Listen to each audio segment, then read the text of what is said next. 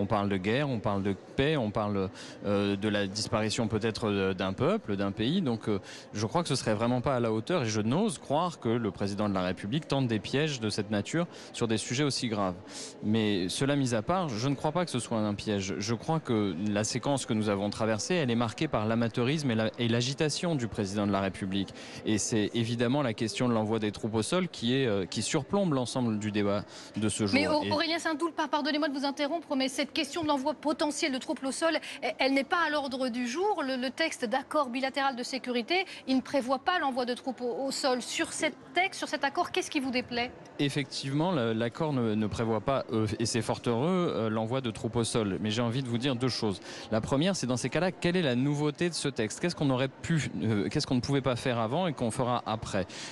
Et ça, il va falloir nous l'expliquer parce que jusqu'à présent, nous ne sommes pas opposés à l'aide apportée à l'Ukraine. Donc, moi, je vois ce texte comme une espèce de consécration ou de summum de la séquence que nous traversons. Et le deuxième point, c'est que moi, je sais ce qu'il y a de nouveau dans ce texte. Ce qu'il y a de nouveau, c'est d'inscrire dans le marbre, d'une certaine façon, l'entrée de l'Ukraine dans l'OTAN et la promesse d'entrée de l'Ukraine dans l'Union européenne. Et ça, nous y sommes défavorables parce que c'est de nature à déstabiliser la totalité de l'Union européenne et en particulier l'agriculture française.